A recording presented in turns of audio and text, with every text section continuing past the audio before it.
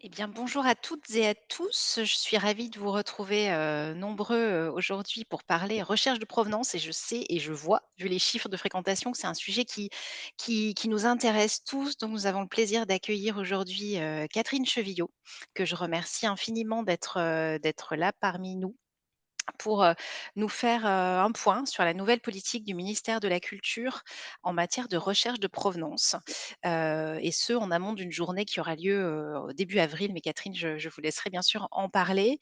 On est un peu plus de 2 ans après la publication du rapport sur la sécurisation des acquisitions des musées nationaux qui faisait état d'un certain nombre de propositions et à la suite desquelles donc Catherine Chevillot a pris, des fonctions, dédiées à cette question au sein du ministère de la Culture.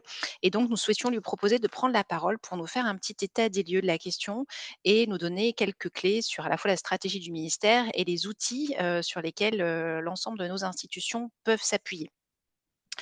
Aujourd'hui, je crois qu'on peut dresser un constat, c'est celui, d'une sensibilisation grandissante de nos équipes à cette question et on ne peut évidemment que s'en féliciter. Celui du développement des formations qui ont vu le jour, ces dernières années et avec des diplômés de ces formations avec lesquels, nos institutions travaillent. Et les établissements, on le voit aujourd'hui, se posent de nouvelles questions, peut-être qu'ils ne se posaient pas, en tout cas en ces termes, il y a quelque temps encore, sur la manière d'intégrer, cette nécessité de recherche des provenances dans le cadre de notre travail quotidien et des moyens qui sont à notre disposition pour nous aider, pour nous aiguiller et pour mettre en commun un certain nombre de questionnements. Catherine, je ne vais pas prendre plus de temps. Je vous remercie, vraiment beaucoup d'être, avec nous aujourd'hui et je vous laisse la parole. Merci Émilie, merci de cette invitation. Écoutez, ce que je me propose effectivement, c'est peut-être en introduction pour nos collègues, conservateurs, faire un tout petit point, de sémantique sur ce que ça veut dire la recherche de provenance. Et puis ensuite, je me propose de traiter 3 points. Effectivement, qu'est-ce que c'est que cette nouvelle mission? Quel est son plan d'action? Quel est son programme, sa feuille de route? Hem, revenir sur peut-être les grandes situations, les grandes problématiques concernées et puis, sur, les principes déontologiques aussi qui nous ont semblé importants de souligner dans un futur vade-mecum de recherche de provenance avec, tout un groupe de travail dont je vous parlerai. Hem, la recherche de provenance, je pour être, parmi les plus vieilles conservatrices ou conservateurs, du milieu actif, je sais bien qu'elle a été accueillie, en tout cas en France parfois avec, un peu d'agacement par nos collègues, parce que, bah, l'historique des œuvres, on l'a fait toute notre vie, c'est notre métier. Pourquoi on vient nous apprendre notre métier? Et puis ça suscite peut-être aussi, cette affaire des craintes, je vois souvent de 2 ordres, d'une part, on va venir me dire que j'ai mal fait mon travail ou bien d'autre part, on va vider mon musée, si je fais des recherches de provenance.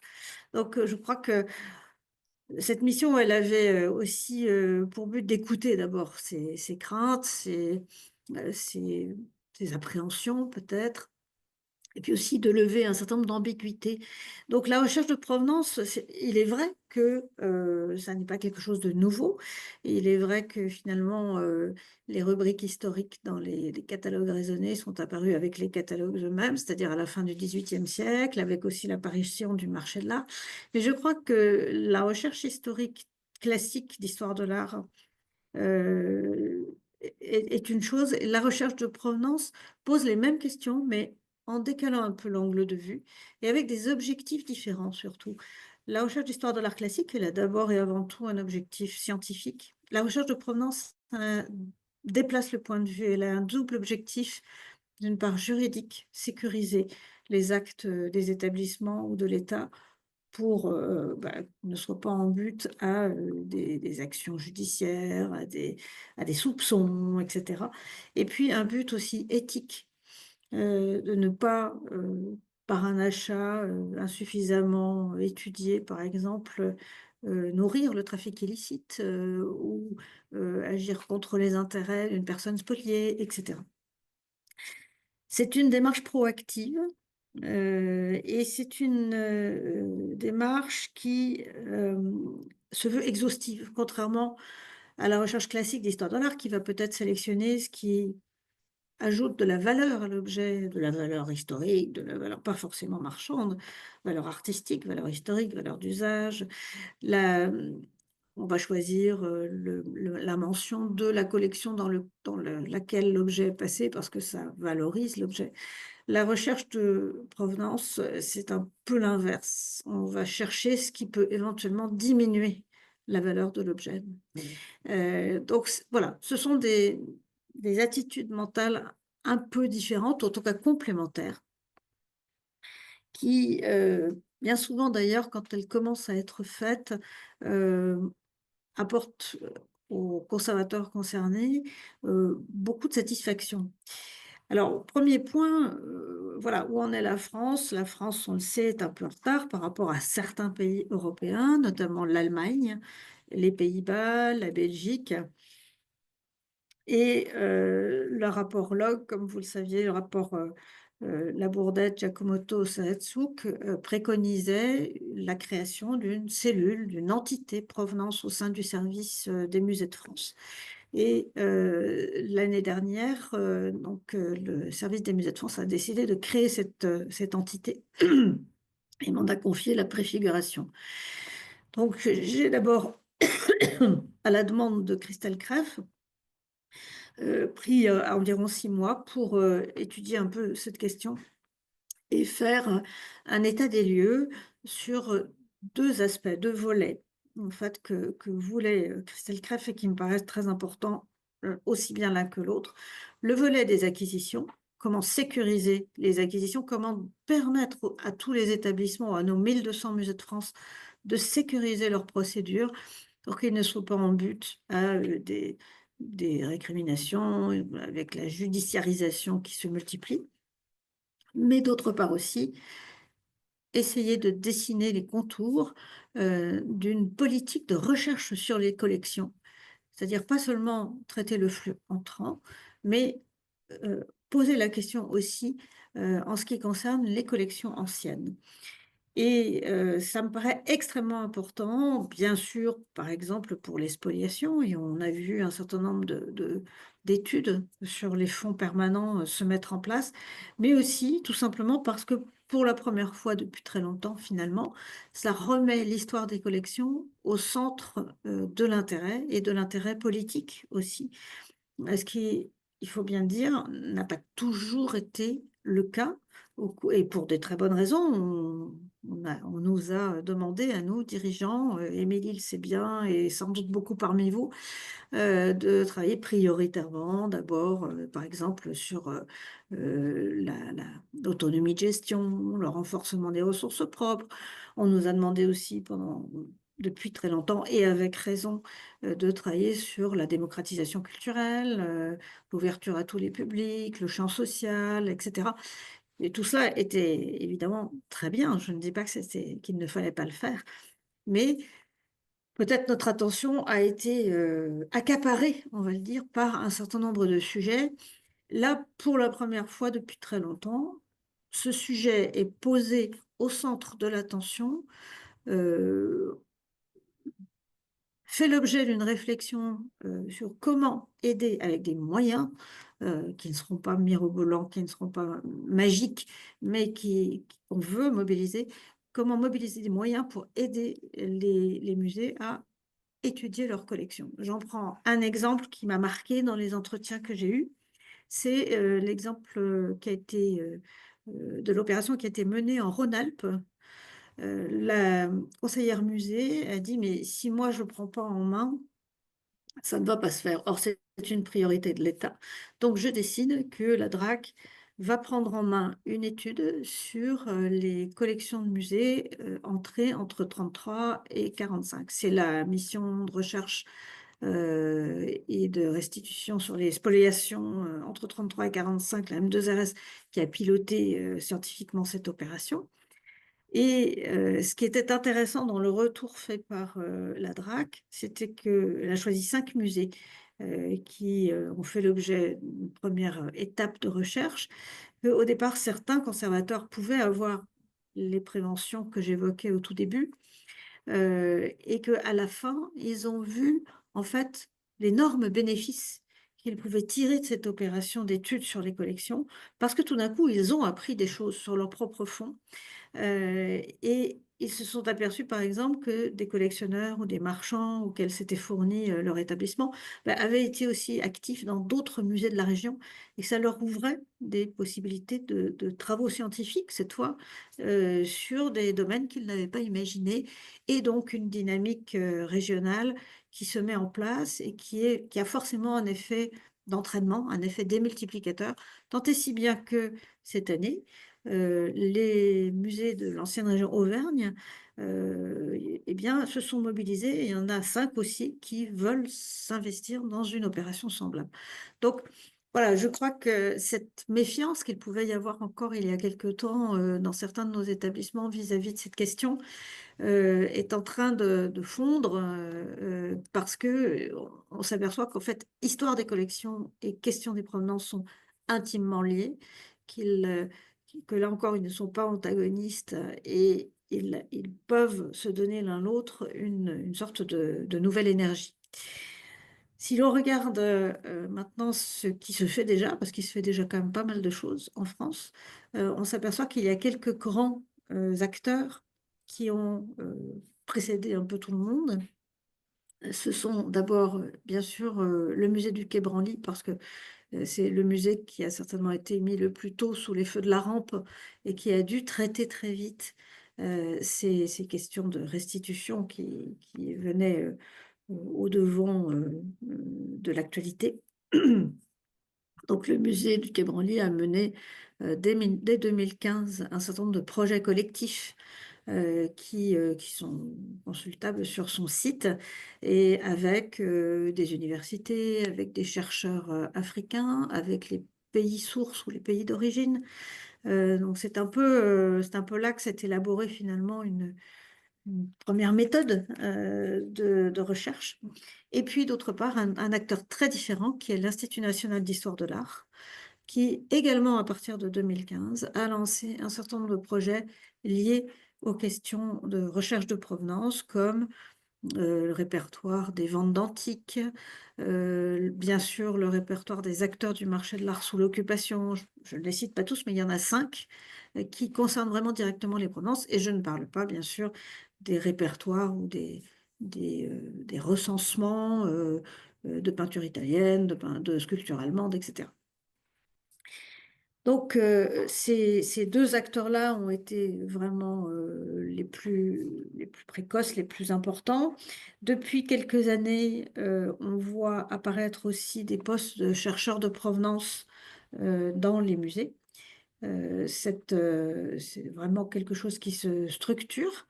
Il y a maintenant 6 musées, nationaux ou collections nationales qui ont créé des postes. Le musée de Quai Branly, un des plus tôt, le musée du Louvre, je crois en 20 a créé un poste pour les spoliations. Il y a maintenant 2 personnes pour les spoliations, une personne pour la sécurisation des acquisitions qui est plutôt spécialiste du trafic illicite, donc 3 postes au Louvre. Le musée d'Orsay a un poste, donné à quelqu'un qui est spécialisé dans les spoliations entre 33 et 45. Heu, le musée de l'armée a un poste, le musée de la musique a créé un poste et tout récemment, la BN vient de, créer un poste qui est occupé par une conservatrice générale, chargée des provenances au sein de la direction des collections. Et puis, il y a d'autres modalités qui se mettent en place. Il y a des musées, Émilie le sait bien à Strasbourg, qui, font former des documentalistes à cette question des provenances. Il y a aussi, des organisations un peu originales comme la Bibliothèque nationale où, il y a, eu l'organisation d'un comité des provenances qui tient un registre des biens sensibles et n'importe quel, département, par exemple, peut demander l'inscription d'un bien sur ce registre des biens sensibles qui permet d'anticiper, des recherches sur des potentielles réclamations, de pays qui pourraient arriver un jour ou l'autre. Je ne vais pas vous énumérer tous les projets ou les dynamiques qui se mettent en place, mais je voudrais dire un mot des formations, parce que, les formations sont apparues il y a quelques années. En 22-23, pour la première fois, l'université de Nanterre, qui a ce diplôme d'université, qui a le grand avantage de pouvoir être suivi en distanciel et qui donc est particulièrement approprié à la formation de nos agents, quand on ne peut pas créer un poste spécifiquement recherche de provenance. Il y a cette possibilité qui a déjà été utilisée par Strasbourg, par Marseille, le MUSEM, etc. Et je crois que c'est très important et qui fait aussi de la formation initiale. Et puis, il y a le Master 2 de l'École du Louvre, parcours de Master 2, qui est apparu en 23-24. Donc, on est à la deuxième promotion cette année. Donc, vous voyez, globalement, c'est 30 personnes par promotion à Nanterre, une vingtaine à l'École du Louvre. Ça veut dire 50 mémoires tous les ans qui explorent des sujets sur les provenances et qui peuvent aussi être un apport non négligeable pour nos collègues des musées, que ce soit en région ou dans les musées nationaux, parce que ça aide évidemment les équipes à progresser sur un certain nombre de sujets. Enfin, il y a eu la mise en place depuis 2023 déjà les prémices finalement de cette aide à la recherche. 100 000 euros en 2023, 200 000 euros en 2024, 200 000 euros de nouveau en 2025 pour aider les musées de région, les musées territoriaux à lancer des recherches de provenance. Pour l'instant, essentiellement sur les spoliations entre 33 et 45. C'est le service des musées de France qui attribue ces subventions, mais c'est la M2RS qui pilote ces recherches sur les spoliations 33-45.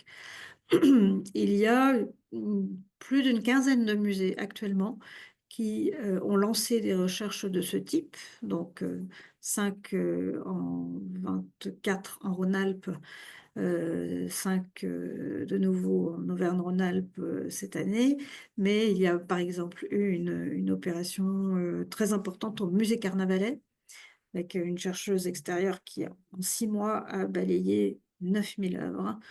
Euh, une opération d'une toute autre nature au musée d'Angers sur des collections asiatiques, mais qui ont pu être spoliées.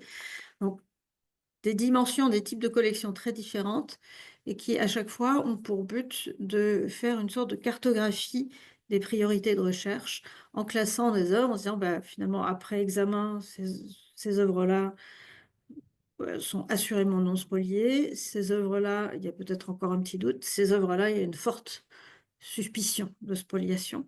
Donc, il va falloir continuer les recherches. Pour donner une idée, je ne veux pas trop citer de chiffres parce que il y aura une opération de communication du ministère sur ce sujet, mais ce qui est assez rassurant, c'est que les pourcentages d'œuvres classées rouges, si je puis dire, sont très très faibles. C'est quelques pourcents à chaque fois. Et donc, voilà, c'est une chose qui peut rassurer aussi les collègues qui seraient réticents à s'engager dans ce genre d'opération. Sur l'ensemble des problématiques, je voudrais venir aux grandes problématiques concernées, justement. Non, avant, pardon, je voudrais en finir sur la feuille de route de la mission. Donc, cette première état des lieux a été rendue en octobre dernier. Depuis, nous avons continué à avancer à la fois sur l'étude des mesures à mettre en œuvre et sur déjà un certain nombre de sujets sur lesquels nous pouvions avancer sans argent, entre guillemets. C'est-à-dire que dès novembre, nous avons lancé l'idée de 4 groupes de travail sur 4 sujets particuliers. Le vadémécum, parce que la première chose que m'ont dit absolument tous les musées concernés, c'est on a besoin d'un réseau, on a besoin de se rencontrer, de se parler, d'échanger, parce qu'on est trop isolé sur ces questions. 2, on a besoin d'un cadre de référence commun, et notamment du point de vue de la méthode. Donc, le premier groupe de travail porte sur cette question, complété par 2 autres groupes qui travaillent sur le recensement des bases de données et des fonds d'archives euh, qui peuvent servir aux chercheurs et notamment aux collègues qui, dans les musées, ne sont pas forcément familiers de ces sujets.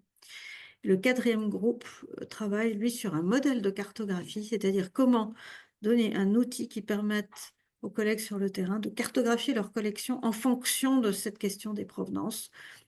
Et l'idée, c'est ensuite que la base muséophile du ministère de la Culture puisse servir de caisse de résonance pour ces recherches et permettre de mettre en ligne cette cartographie des collections, c'est-à-dire d'enrichir la base telle qu'elle existe d'un certain nombre de notices sur les fonds africains, les fonds océaniens, les fonds américains, les fonds de restes humains, etc., etc.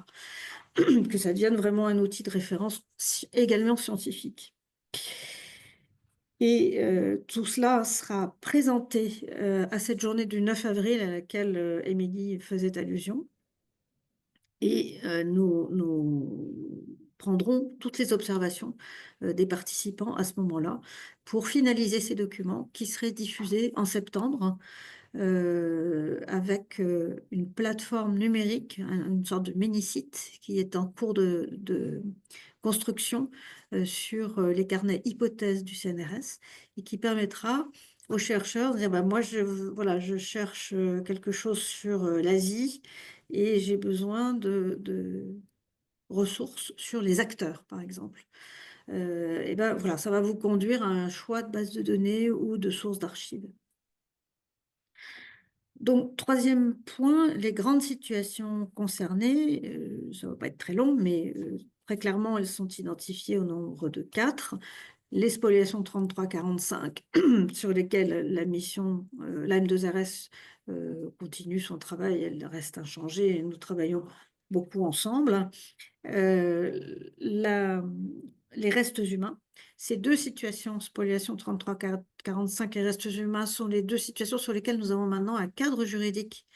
Donc, on attend de nous que ce cadre juridique soit appliqué et que les recherches sur les collections concernées par ces deux spoliations, ces deux situations avancent, bien sûr.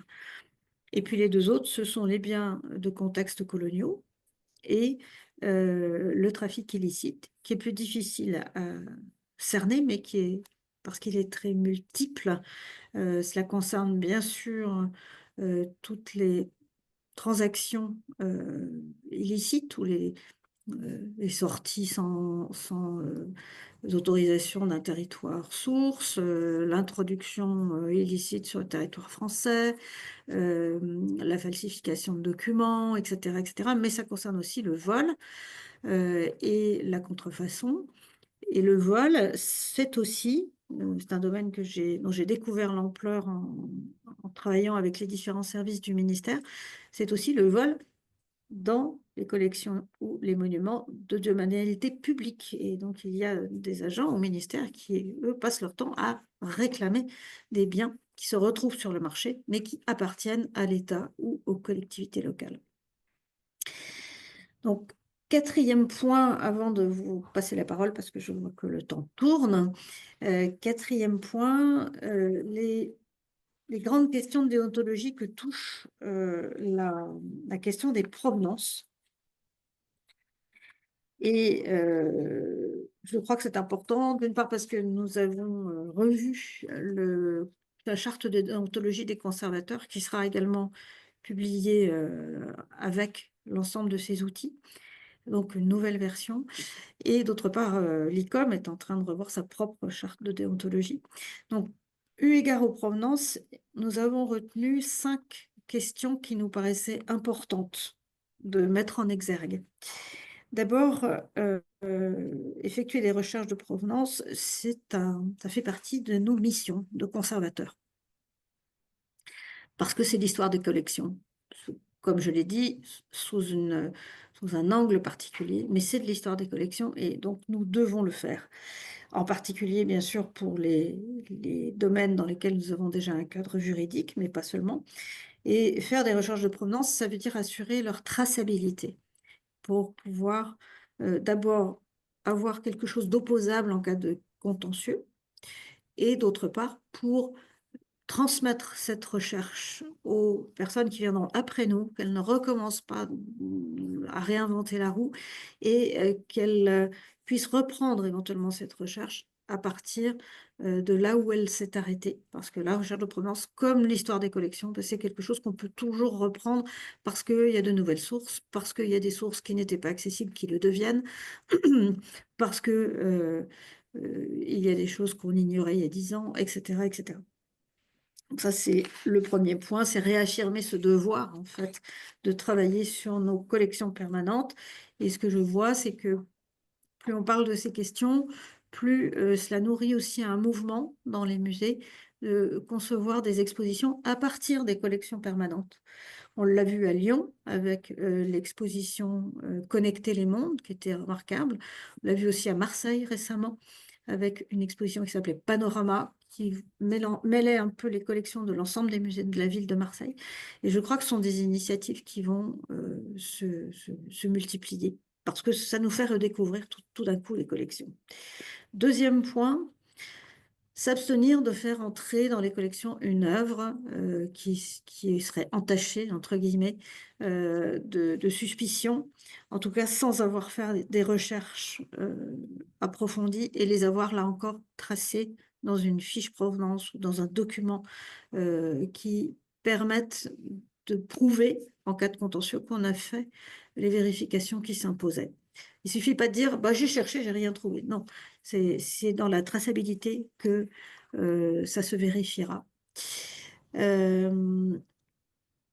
Troisième point, donc premier point, les collections permanentes. Deuxième point, les acquisitions. Troisième point, permettre l'accessibilité de l'information, assurer sa diffusion, sa répercussion notamment sur nos bases de données. Alors je sais que c'est une tâche très complexe, qui nécessite beaucoup de temps, sur lesquels on n'a pas assez de moyens humains. Néanmoins, les questions se posent parce qu'on voit que beaucoup de musées ont une sélection seulement de leur collection sur leur site internet. Et donc ça se veut un encouragement à ce qu'on ne mette pas qu'une sélection, mais qu'on publie l'ensemble de ce qui est au moins informatisé, même si tout n'est pas informatisé. Et que pour ce qui est informatisé, quand on a fini une recherche de provenance sur un fonds, on met à jour ces données afin que on ne soit pas soupçonnable de cacher des choses. Parce que, comme vous le savez, souvent, l'État ou les institutions publiques sont soupçonnées de cacher, soupçonnées d'étouffer les affaires. Et je crois que s'il y a un principe qui est qui va avec la recherche de provenance, c'est le principe de transparence. Nos concitoyens ont le droit de savoir ce que nous avons fait de leur argent, non seulement pour acheter les œuvres, mais aussi pour faire les recherches sur ces œuvres. Donc, nous allons proposer, par exemple, dans le Vadémécum, une structuration du champ historique ou d'un champ provenance qui permet de rendre compte de ces recherches. Quatrième point, cela concerne les requérants et les victimes potentielles qui portent des réclamations. Elles peuvent être justifiées ou non justifiées, mais à partir du moment où nous recevons une réclamation, il y a un certain nombre de choses qui s'imposent. Bien sûr, la saisine des tutelles, mais aussi de ne pas laisser ces gens sans réponse. Alors, je sais bien que les recherches de provenance prennent beaucoup de temps parfois, elles peuvent même prendre très longtemps selon l'ampleur de ce qui est demandé, l'ampleur de la collection concernée, etc. Mais voilà, quand on me raconte que dans un musée, le requérant, possiblement spolié, a attendu 5 ans la photo du dos d'un tableau, je pense que c'est à l'État de dire que ça n'est pas normal, que ce tableau, c'est un bien public. Il ne s'agit pas évidemment de décrocher le tableau dès que quelqu'un nous le demande, en pleine ouverture. Non, il ne s'agit pas de ça, mais il s'agit de répondre dans un délai quand même raisonnable. Et à minima, d'avoir une démarche d'accusé de réception, peut-être de réception de la personne. Voilà, ce sont des gens, ce sont des personnes qui ont potentiellement été victimes, donc il s'agit de les recevoir correctement, même si ensuite cela ne cela n'empêche pas que l'on conduise, cette enquête, à charge et à décharge. On voit si on considère la réalité des faits et là, l'AM2RS pour les spoliations 33-45 ou, les services de l'État ou des DRAC peuvent guider dans cette démarche.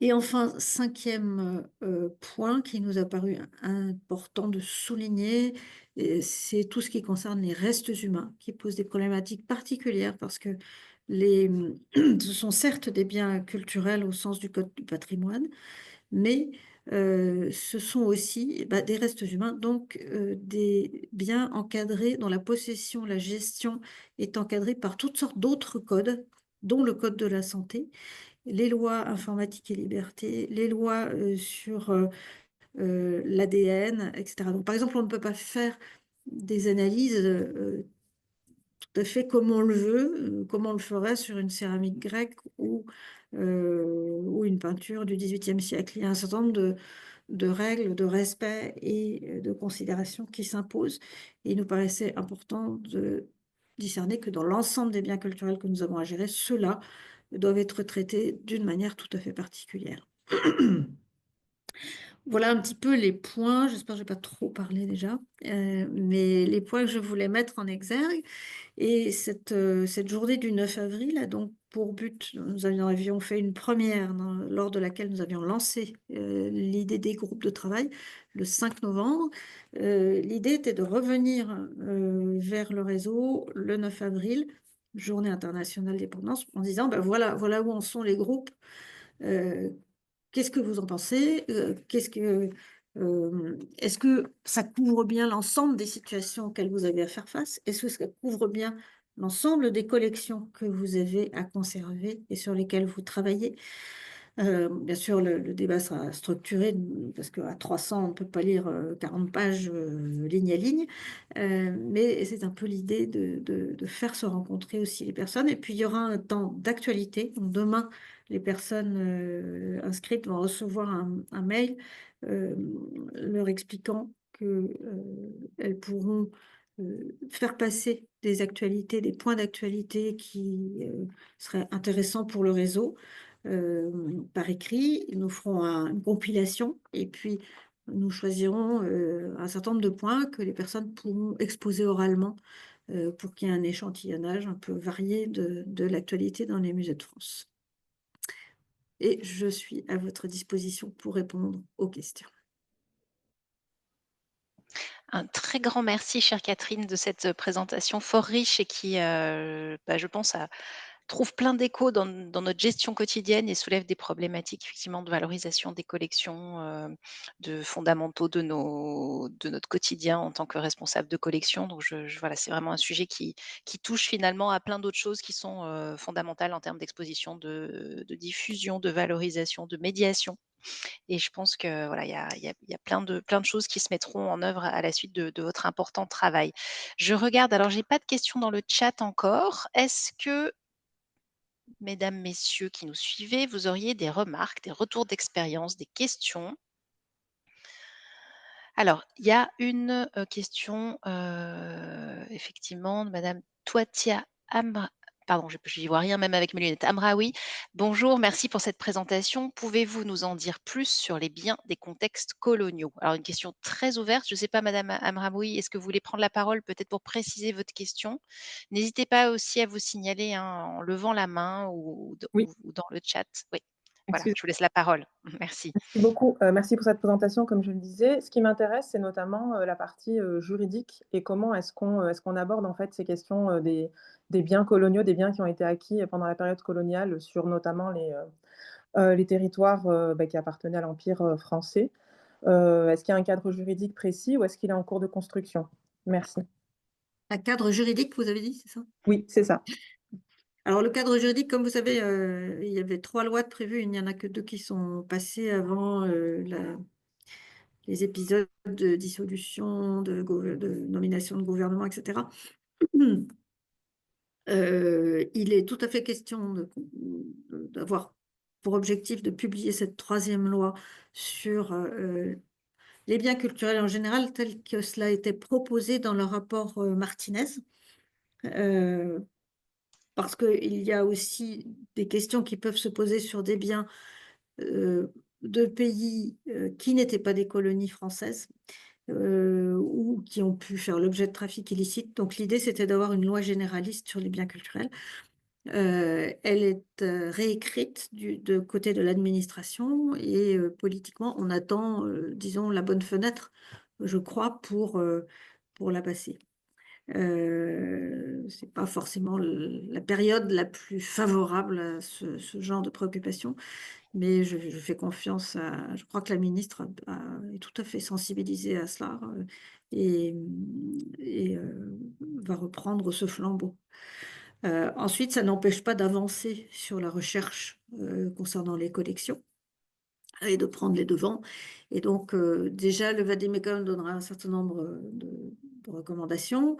Le site, Hypothèse, donnera un certain nombre d'outils, et en réalité, on procède exactement comme ce que j'ai évoqué pour, les spoliations, c'est-à-dire, ce sont des cartographies. Alors, les gens n'aiment pas beaucoup le mot de cartographie de risque, on pourrait dire cartographie d'alerte, en fait, heu et de manière à pouvoir identifier les biens qui seraient, peut-être, destinés à enfin, peut-être en tout cas devant faire l'objet de recherches, approfondies et hem, éventuellement, qui seraient, réclamés plus tard, par, un pays. Merci, merci Catherine. Je regarde, alors on a une question. Pouvez-vous citer les 2 lois dont vous parlez? Alors j'imagine que c'est les 2 lois qui ont été passées sur les restitutions et que vous avez évoquées sur les restes humains et C'est ça. les biens spoliés pendant pendant la Seconde Guerre mondiale. Ensuite, j'ai une autre remarque.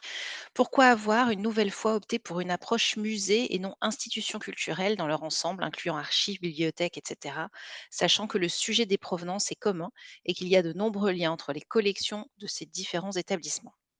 C'est une question, alors je ne peux pas citer son auteur parce que j'ai que les initiales, mais MD. Voilà. Alors en fait, nous avons eu une approche plus large et nous avons associé très largement, dans les groupes de travail tous ceux qui voulaient s'y inscrire. Ce qui fait que nous avons eu des groupes, assez nombreux, entre 25 et 40 personnes, avec, des personnes, de la Bibliothèque nationale, des archives nationales, beaucoup, des monuments historiques et du livre, du service du livre. Donc, heu le vade-mecum va être, diffusé, par le service musée qui est le pilote sur cette opération pour l'ensemble, des services métiers. Donc c'est 4 services métiers, mais en fait, il est plus large et il va effectivement concerner plus largement les collections publiques. Après les musées, eux, ont des obligations particulières en fonction du code du patrimoine et donc ces obligations en termes de gestion de biens sont souvent plus lourdes que, dans les monuments historiques ou dans une bibliothèque et donc on est obligé de les prendre en compte aussi. Par exemple, l'un des l'un des appuis, l'un des leviers possibles pour faire progresser la ressource de provenance dans les musées, c'est le récolement. Ça, c'est une obligation musée. Mais le récolement, c'est regarder l'œuvre, noter les étiquettes, noter les marques et ça, ce sont des outils, en tout cas des informations extrêmement précieuses pour la recherche de provenance. Donc voilà, c'est un exemple parmi d'autres. Mais les groupes ont bien été ouverts et le vade-mecum traite, dans l'ensemble, des problématiques, hors musée. Alors vous faisiez, Catherine, le lien avec le récollement et on a justement une question de Florence Lecor qui nous demande si, cette, recherche de provenance ne pourrait pas avoir un caractère obligatoire au même titre que le récollement justement. Alors, bien sûr, on peut le dire comme ça. Si on le dit comme ça, j'ai peur qu'on perdre définitivement, un certain nombre de collègues.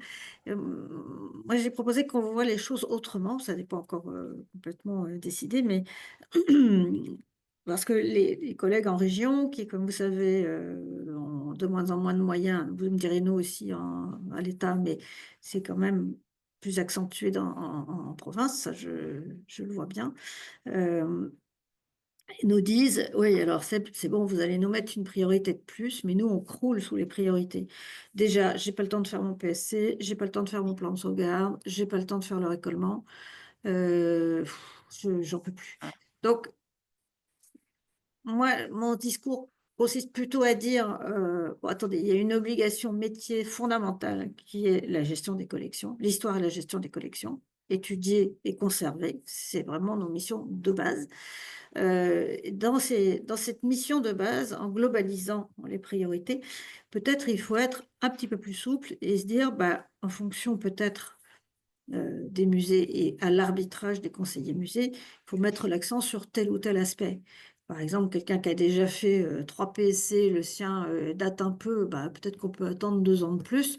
Et par contre, l'inciter fortement à mettre l'accent sur le récolement ou sur les prononces. Et deuxièmement, Heu, je trouve que le récollement, c'est un enfin, bien sûr, il y a un but au récolement, hein, comme dans les bibliothèques, c'est de s'assurer si le bien est là ou pas là mais c'est un peu différent dans la mesure où, les conséquences ne sont pas tout à fait les mêmes et une fois qu'un musée a fait son récolement complet 2 fois, pour ceux qui l'auront fait complet, on peut peut-être se dire: «Bah, écoutez, sur les collections, je sais pas moi, sur les collections occidentales où c'est plutôt mieux que le reste, vous cochez juste, le bien est là, le bien n'est pas là. Mais pour le reste, par exemple pour les collections extra-occidentales, là, le contrat, c'est que vous allez faire un travail beaucoup plus approfondi sur les marques, les étiquettes, les écritures, les traces d'usage et cetera. Par exemple. Mais là aussi, je pense qu'il faut peut-être se donner un peu de souplesse, au cas par cas et se dire: «Bah, celui qui a jamais achevé son récolement depuis 20 ans, là, il y a un petit problème et il va falloir prendre les choses à bras-le-corps». Par contre, celui qui l'a déjà fait, parfaitement, 2 fois, peut-être qu'on peut lui demander autre chose.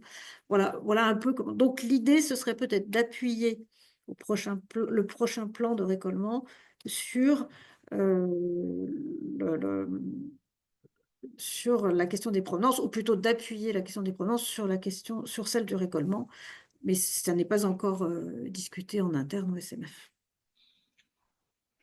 Merci beaucoup Catherine. J'ai encore 2 questions dans le chat et puis je vois que Claire, Chastanier, bonjour Claire, a levé la main. Peut-être d'abord juste rapidement les questions du chat. Effectivement le rapport log, mentionnait la place du marché de l'art et on a une question à ce sujet-là. Le marché de l'art sera-t-il également tenu de donner davantage d'éléments de provenance?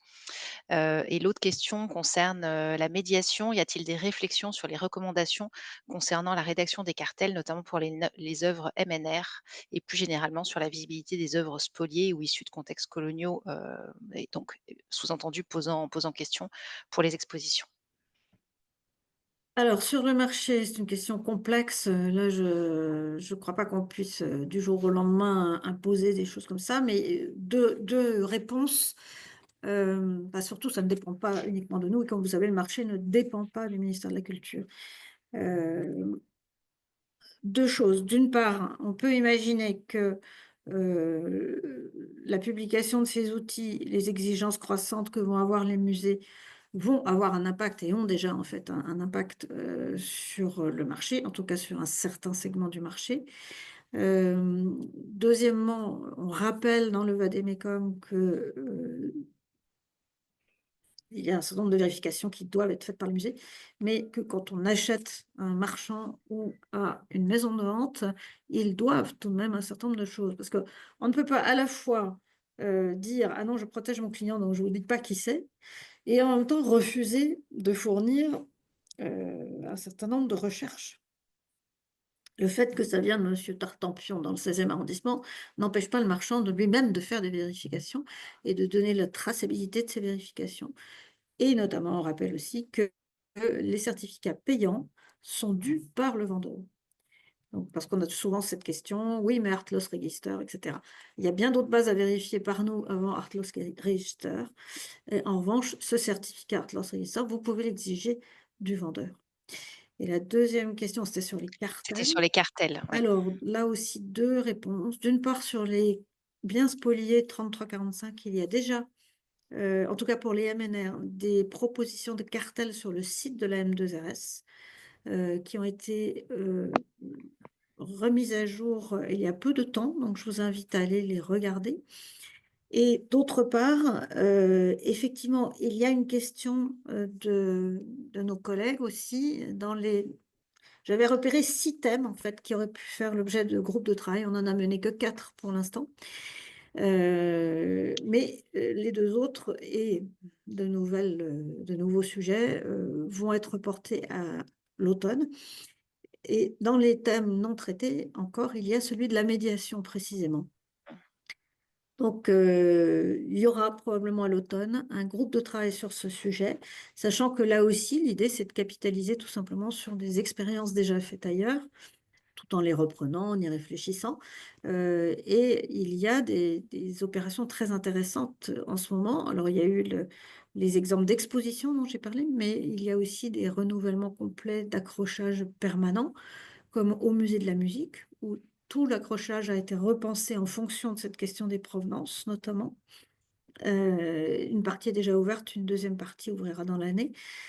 Le pavillon des sessions du Louvre est fermé justement pour repenser l'accrochage et la médiation à la lumière de ces questions.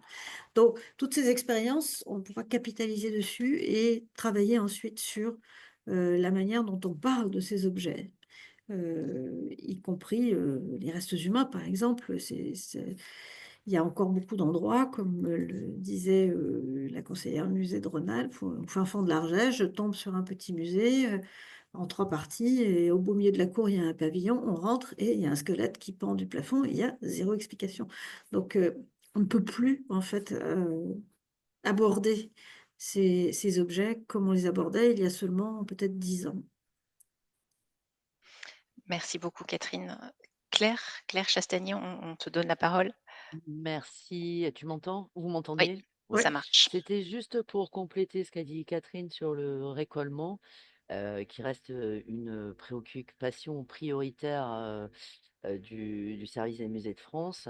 On est d'accord enfin, nous sommes d'accord évidemment et c'est bien le sens de cette opération qui est une opération de contrôle de la bonne gestion, de la consistance du domaine public, selon un phrasé, Cour des comptes. Heu, donc on reste attaché à ce qu'il soit réalisé et malheureusement, nous n'avons pas la certitude, que les résultats ne sont pas très bons et nous n'avons pas la certitude, qu'au bout de 2 éditions, la plupart des musées aient fait le tour de l'ensemble de leur collection, au moins une fois.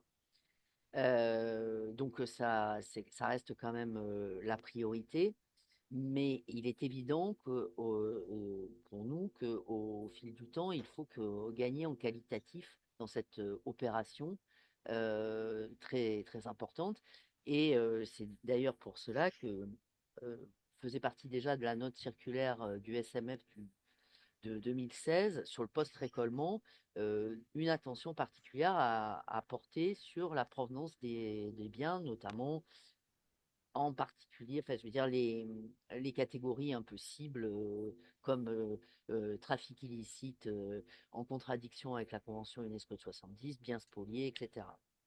Et donc évidemment qu'il est, très possible que pour la troisième édition, la priorité, ça soit pour ceux qui n'ont toujours pas fini de faire un premier tour des collections, reste affirmée, mais en demandant à tous ceux qui l'ont fait une fois, voire 2 fois, pour les très bons élèves, que effectivement, cette fois-ci, ils passent à des opérations qu'on a appelées jusqu'à présent plutôt de post-récolement, mais qui seraient de l'approfondissement Mmh. de cette vérification sur pièce et sur place de la conformité de l'inventaire avec ce qu'on a dans le musée. Merci Claire.